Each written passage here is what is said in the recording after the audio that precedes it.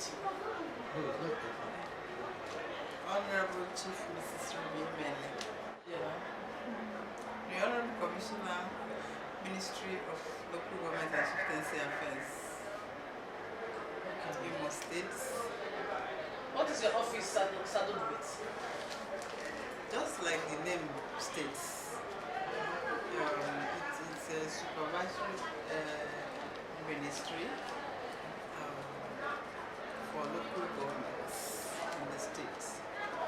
And then Chieftaincy Affairs has to do with issues concerning the communities, the traditional rulers.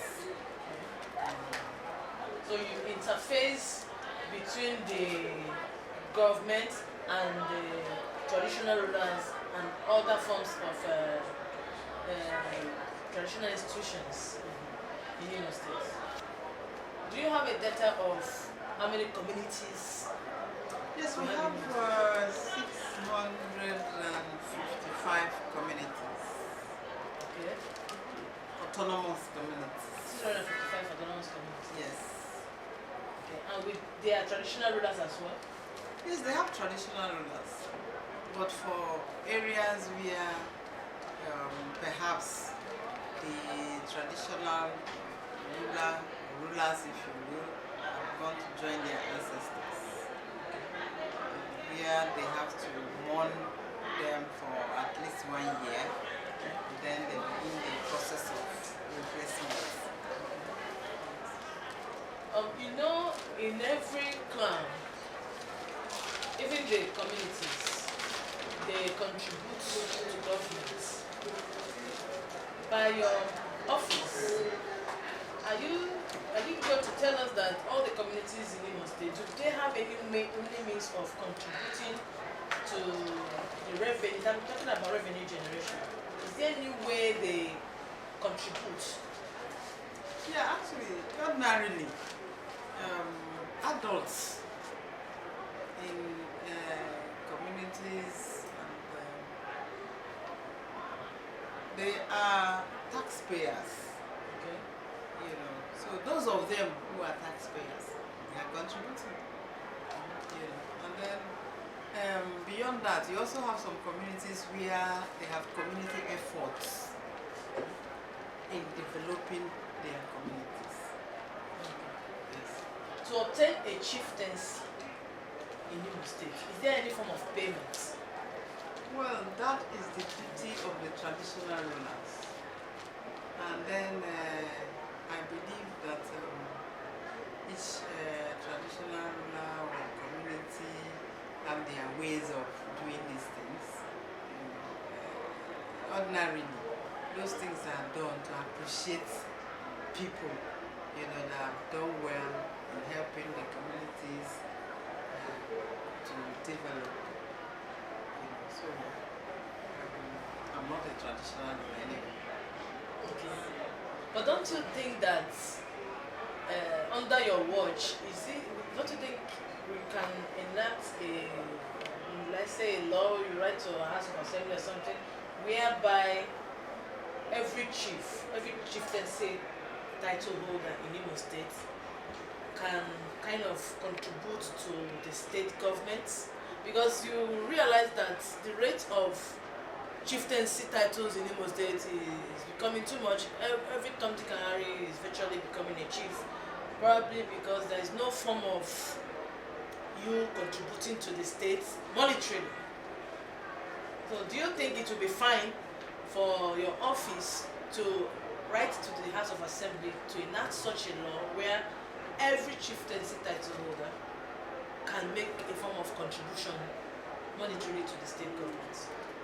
Well, it's not a bad idea actually, you know, but before now, like I said before, yes, some of the people that are given chieftaincy titles in some communities are those who take responsibility contributing to the development of those areas. You know, so, but it could get better. Yes, it can get better. Okay, Okay, ma. My colleague here. Okay, ma'am. Do you have a question for? Yes, ma'am. Yeah? My name is Jude Wamna. I write for Daily Trust. I'm also the editor of Daily Gong Online. Ma'am, I remember that in 1976, Dasuki led a review of chieftaincy affairs in the country, which placed a lot of responsibility on the chieftaincy institution. Now, how far has this review affected the administration of local government administration? Well, I think it's work in progress. It's work in progress. As we move ahead, there are reasons, to improve upon what was, to meet the requirements and challenges of what is. Okay, ma'am. We have, since the introduction of autonomous communities, the breaking of sub-units communities into autonomous communities have created a lot of problems, because that presupposes that such communities will have their chiefs, and this has created some frictions. Some communities adopt what they call rotational chieftaincy institution, while some made it mandatory. For instance, in some communities where there are problems in selecting their chiefs, how do you intervene to bring sanity to the selection process? Okay. Ideally, every autonomous community is supposed to have a constitution that guides matters, including replacement of the traditional rulers when the need arises. So that constitution is a guide to us, because you see that in most of them the constitution stipulates how to select and replace communities, their traditional rulers. Yes. But where there are a lot of disputes that can even lead sometimes bloodshed. I remember in Oguagaba, for instance, they held the election in 2011, 2021 or something, and there were disputes and bloodshed during that election. How do you intervene? Do you now say, okay, this is the elder brother, you should give way to the younger brother? Because sometimes some of these communities do not have a defined transition mechanism. How do you come into this, for instance? Yes, we have, ways of wading in, ensuring that there is peace, because for us, peace in these communities is of utmost importance.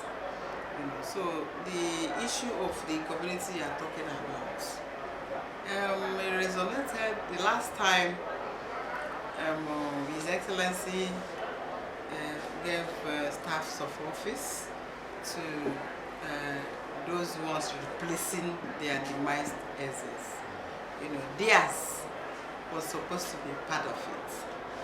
But because of the issue, between the two brothers, His Excellency is a man of peace. So that their own was stepped down. Okay. It was stepped down, to give time and room to see if naturally they can agree. And what is special about that place is that the two people involved are brothers of the same parents. Wow. You also have to say no more. So His Excellency, his wisdom, had to step down that replacement, pending when we are able to achieve peace and they have understanding that one should. Experience has shown that in most in some communities, the president generals and the traditional rulers are always at loggerheads. Why people are saying, some people are saying that the PGs were not elected, they were all appointed, and that they are all card-carrying members of APC. They have no business to dictate what happens in such communities. Why the PGs are saying no, we are the eyes of the government in our community. So, what is your reaction to such a thing? Again, there are some communities that have completed all formalities and have selected their traditional rulers. Every other thing completed, remaining presentation of staff of office. Is there any plan by, let me be personal this time, my community, the traditional ruler there? Where you from? Is it an existing autonomous community? Yes, yes. Are they No, not existing no. autonomous communities Yes. or proposed? No, existing, because he emerged following the death of the former traditional ruler from our community. And it's over a year now. And the people are getting apprehensive. In fact, there's this insinuation that he has not been given staff of office because of alleged romance with the KDP. So, what do you do? No, I don't think that is right. You know, it's not too long when that exercise took place. As at that time, there were outstanding communities where their traditional rulers died. There was still a mourning period, you know. So, and as we move forward, some of them have been able to, you know, complete the period of mourning, and they have done their proper selection and all that. You don't expect His Excellency to wake up every day and give community A. Tomorrow he wakes up and gives community B. You know, so it becomes important, you know, or necessary or more convenient, you know, to wait for a while. Let more of them mature, and then His Excellency will give a date and give all of them. They say that such communities should exercise patience. They should exercise patience. You know, when the number is reasonable, His Excellency will give dates. And they will be giving their frequent face-off between PGs and traditional rulers. It shouldn't actually exist. There should be harmony. You know, the PGs and the traditional rulers should, you know, work together in harmony, you know, for faster speed in development. You know, it's only where there is peace that development is faster. That's correct. You know, so that has been our advocacy, you know, to them. Okay, let me just ask again. Is there any way, is there any plan to set up a committee to resolve some of these issues or to look into some of these issues? Are you thinking around that line? Issues like what? Issues like accession disputes. Okay.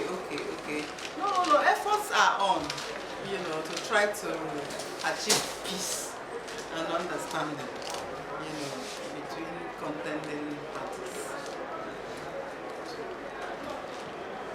What of boundary resolution? Yes, the issue of boundary dispute, there's a statutory committee on boundary dispute resolution, and it's headed by the deputy governor. And that committee has been at work over time trying to resolve these issues.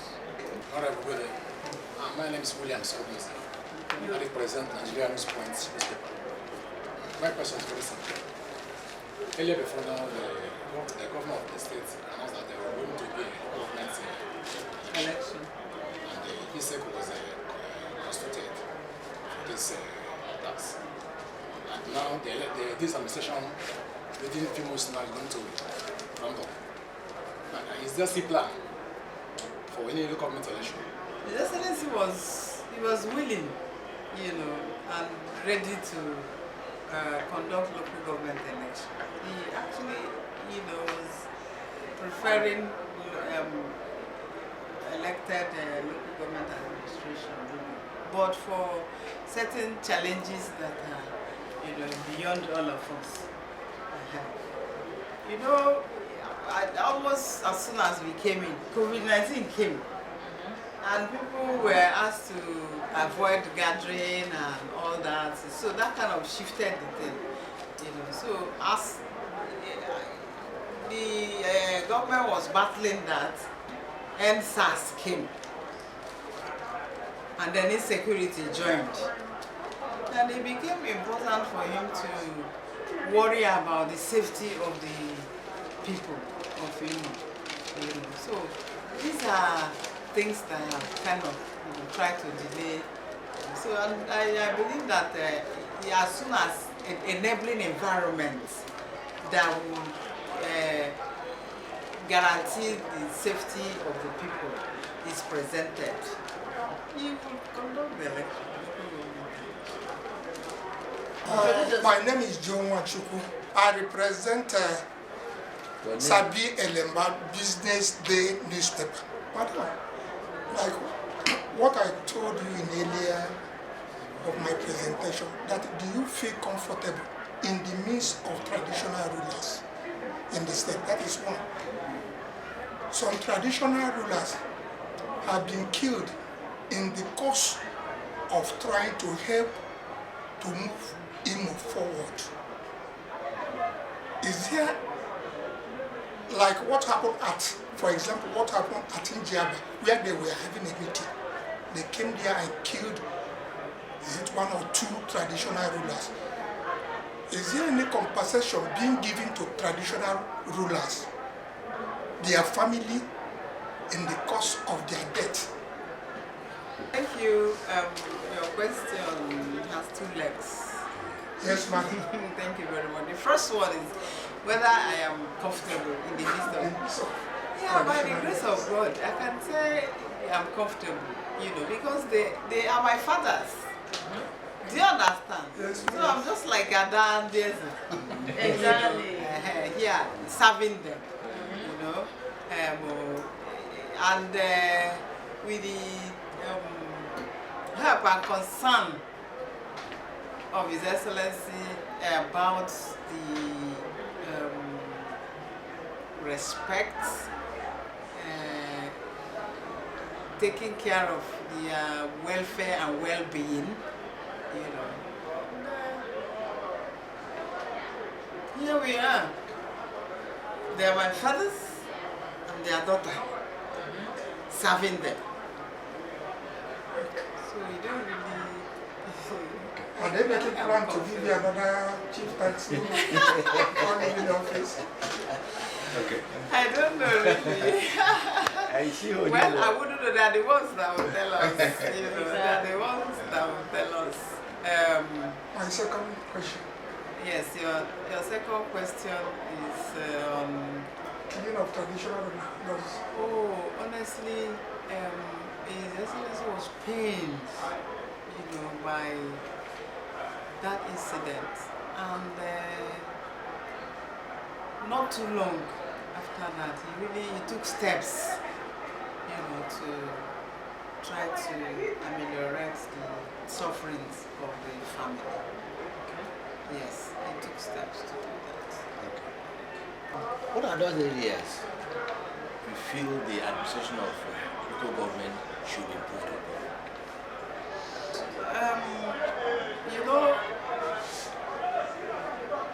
Every passing day presents increased needs. So the administration has done well in trying to make sure the local governments are active. And the needs of our people increasing once, especially in the areas of engagement. Every year you turn out graduates. Are you getting me? So it's an increasing need and demand, and the government is working hard, to see how continuously we try to meet the needs of our people and then provide enabling environments for the private sector to thrive. You know, because government alone cannot employ or provide engagement for all. But then, trying to provide enabling environment so that the private sector will thrive well. And, you know, as they begin to thrive well, the engagements will increase. And I want to really use this opportunity to thank His Excellency, the Governor, distinguished Senator Hope Uzodimma, for what is happening at the Skill Up program for the youths, where they are being skilled up on digital skills. And you know, the world is a global village now. You know, so people with special skills stay here in this country and get jobs, even from US. I know a particular lady. She's a very good graphic designer. She lives in this country, gets her job from across the globe, and delivers and gets paid. Sometimes even in hard currency. Yes. You know, so that thing happening at ICAPS is very, very important. You know, and then I encourage, you know, most of our youth to take advantage of that, because those skills are able to make you independent, entrepreneur on your own. You are able to, you know, make your living. And then I also understand that some companies have begun to employ them. Yes, to pick up some of them. Those of them who graduated from the first batch. Some companies have, you know, taken some of them. And so, but more efforts are on. You know, in 3 years, the Excellency has done well, running with roads and other critical infrastructure. You know, I believe, okay, you have seen the Argon chairman. Yes, sir. He has told you most of the things going on. Yes, in the various local governments. You know, so these are continuous efforts, you know, that will continue. And then, by God's grace, this short period is like this. By the time this governor serves Imo as governor for 8 years, Imo would have been... Okay, coming to that. Are you endorsing His Excellency for a second tenure? That's what I have said. Okay. He has worked hard. And what is the reward of hard work? More work. Is more work. So let's send him to go and do more work. Okay. Yes. So on behalf of your office and NDS, because you represent 2 institutions. You represent the 27 local governments of Imo State, and you also represent NDS. Not just NDS alone, the chief too. All the chiefs in Imo State. So, are you, on behalf of all these institutions, are you endorsing His Excellency's Senator for a second term? You know what I would say? He has done well. He has continued to do well. And he will continue to do well. You know, so I think we should all come together and give him maximum support to take this state to that height that will bring joy to every Igbolite. You know, I'm not Ezimo, but I know in his mind, he will also tell you that he should go on. Okay? And that means endorsement. Yes, we'll have a meeting as well. Yes. I think it would be nice. Yes. You go and meet him. Alright? So, rounding up, I want to thank you for coming. And I want to reiterate that the governor, he means well for this state. and he has come to work like he told us at the beginning. And then, just like Imo is almost a construction site, these are testimonies showing that he is true to the promise and promises he made to Imo people. To develop the land and develop the people and take Imo to a state of sustainable development and even economic reliance, self-reliance. Economic self-reliance. Sorry ma'am, one more before we will round up. Coming here, there are so many crowds outside. What are they here for? Thank you very much. You know, a short while ago, His Excellency gave promotion. I was outstanding for years. Okay. How many years to now? civil servants. So, a short while ago, he did that.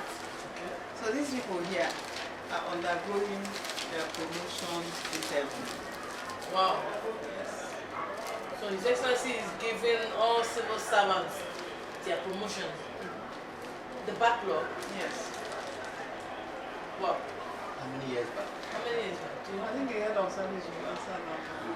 No, okay, I think it's about 10 years. We have the PRO. The governor has tried for Imo workers Okay. as regards the promotion exercise Okay. that has been denied us for a long time.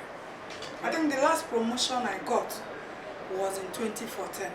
So you can imagine the gap. You can imagine the gap. Keeping somebody on static level since 2014 on one level till today. So we are very happy, and we really appreciate our governor for taking it on himself to liberate us.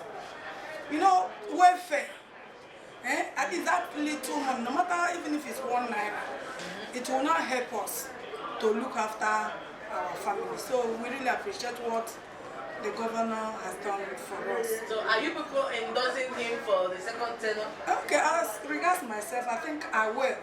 I will not speak for other people, but I believe generally that all of us will march towards his side. We will say yes, that we are with you. So we believe that, and we pray it will work out good for him and for all Emelites. Good or bad, I'm sure of he get to the directorship and even to be the treasurer by the virtue of what is happening today. We are so much happy, and we are going to reward him by this year, by that coming November 2023.